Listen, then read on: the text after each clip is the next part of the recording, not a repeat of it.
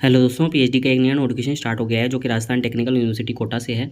दोस्तों इन्होंने ये डेट 2024 आवेदन मांगा है। ये एंट्रेंस एग्जाम के लिए है, सेशन 2024-25 के लिए। ये राजस्थान टेक्निकल यूनिवर्सिटी कोटा से है दोस्तों। और दोस्तों इन्होंने काफ़ी सारे सब्जेक्ट इंक्लूड किए हैं इन्होंने, और रिसर्च सेंटर भी बताए हैं। सबसे पहले हम आपको नोटिफिकेशन की ओर लेकर चलते हैं। ये देखिए दोस्तों, सेकंड पॉइंट के अंदर इन्होंने रिसर्च सेंटर की लिस्ट बताई है। तो आप देख सकते हैं रिसर्च सेंटर की लिस्ट कहाँ कहाँ है। सिविल इंजीनियरिंग के अंदर देख सकते हैं कि स्पेशलाइजेशन दिए हुए हैं, और साथ में ही अवेलेबल रिसर्च सेंटर भी यहाँ पर बताए गए हैं, जैसे कि UD, RTU, Swami Keshvanand institute of technology and management, Gramothan, Jaipur, ऐसे करके इन्होंने काफ़ी सारे दिए हुए हैं। तो ये आप देख सकते हैं अलग अलग सिटीज़ के अंदर, उदयपुर, भीलवाड़ा, जयपुर, काफ़ी जगह पर है ये। तो आप ये इसके अकॉर्डिंग अप्लाई कर सकते हैं, देख सकते हैं। एलिजिबिलिटी की भी यहाँ पर दोस्तों इन्होंने दी हुई है कि मास्टर डिग्री के अंदर आपके 55% मार्क्स होने चाहिए, या इसके इक्विवेलेंट सीजीपीए होने चाहिए। 5% का रिलैक्सेशन मिलेगा यहाँ पर SC ST OBC non criminal MBC EWS category वालों के लिए। और दोस्तों आगे इन्होंने एमफिल के लिए भी बताया है कि एमफिल 55% के साथ में है या बी ग्रेड है, तो वो भी इसके अंदर आवेदन कर सकते हैं। और दोस्तों ऐसे इन्होंने ये एलिजिबिलिटी पार्ट टाइम के लिए बताई है, तो पार्ट टाइम के लिए भी देख सकते हैं। यदि कोई पार्ट टाइम के लिए आवेदन करना चाहता है तो भी 50 किलोमीटर से ज़्यादा के एरिया में रहता हुआ नहीं होना चाहिए वो, तो ये लिखा हुआ है यहाँ पर। और दोस्तों आगे अप्लाई किस प्रकार से करना है, तो लिंक दिया हुआ है, इस लिंक पर जाकर आप डायरेक्टली अप्लाई कर सकते हैं ये डेट 2024 के लिए। और दोस्तों आगे इन्होंने कुछ और इन्फॉर्मेशन भी दी है।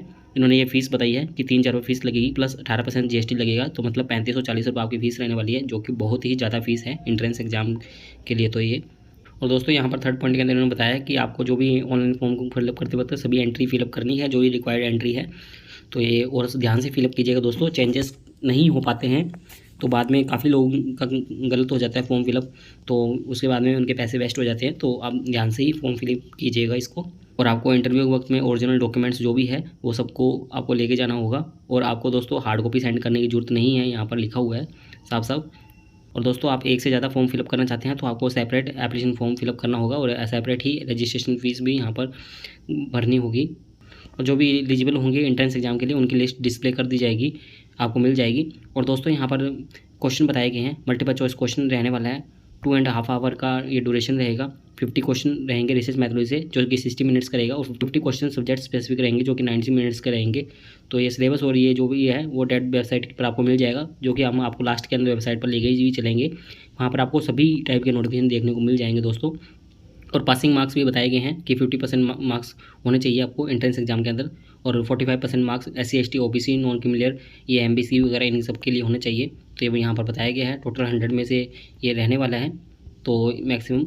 और दोस्तों आगे कुछ और इन्फॉर्मेशन भी इन्होंने ऐसी दी है। ये प्रपोजल के लिए बताया है कि रिसर्च प्रपोजल आपको किस प्रकार से होना चाहिए, प्रेजेंटेशन वगैरह बताया गया है। यदि आपको रिसर्च प्रपोजल बनवाना है तो आप हमसे कांटेक्ट कर सकते हैं, हम आपको अवेलेबल करवा देंगे दोस्तों।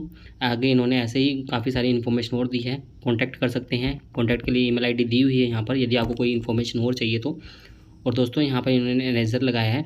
और दोस्तों ये इन्होंने यूनिवर्सिटी अवेलेबल स्कॉलरशिप के लिए लगाया है। ये फुल टाइम PhD स्कॉलर्स को मिलती है मेरिट के बेसिस पर, तो ये लिखा हुआ है यहाँ पर। यूनिवर्सिटी की तरफ से दी जाती है, ये 25,000 रुपये पर मंथ मिलती है, तो इसके अंदर ये लिखा हुआ है।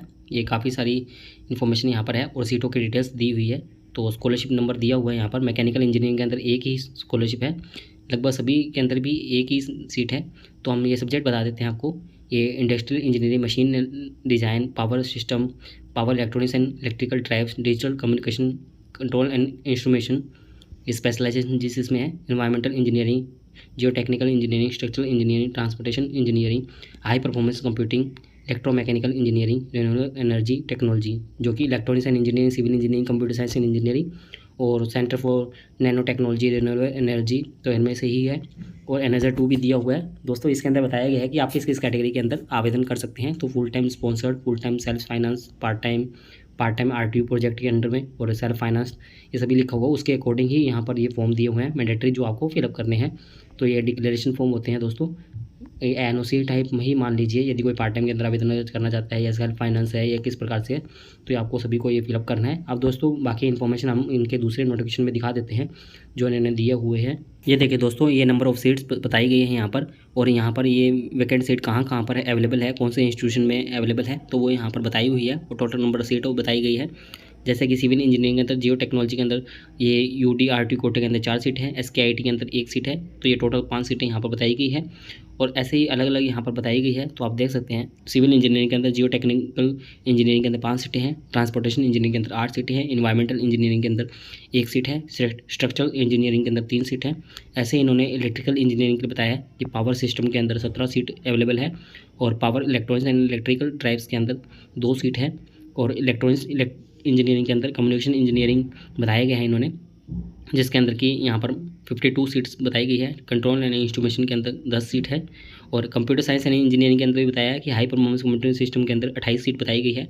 ऐसे ही इन्होंने मैकेनिकल इंजीनियरिंग के अंदर, इंडस्ट्रियल इंजीनियरिंग के अंदर 5 सीट है, मशीन डिज़ाइन के अंदर 3 सीट है, प्रोडक्शन इंजीनियरिंग के अंदर 1 सीट है, थर्मल इंजीनियरिंग के अंदर 4 सीट है, और नैनो टेक्नोलॉजी के अंदर भी इन्होंने सीट बताई है कि 2 सीट बताई गई है, और रिन्यूएबल एनर्जी के अंदर 13 सीट बताई है। और मैनेजमेंट स्टडीज़ की बात करें तो दोस्तों जनरल मैनेजमेंट के अंदर इन्होंने 6 सीट बताई है, मार्केटिंग मैनेजमेंट के अंदर 8 सीट बताई है, ह्यूमन रिसोर्स मैनेजमेंट के अंदर 8 सीट है, फाइनेंशियल मैनेजमेंट के अंदर 3 सीट बताई गई है। कंप्यूटर एप्लीकेशन की बात करें तो इसमें सॉफ्टवेयर इंजीनियरिंग के लिए 22 सीट है, डेटाबेस मैनेजमेंट के अंदर 19 सीट बताई गई है। तो दोस्तों ये है सीटों के बारे में इन्फॉर्मेशन।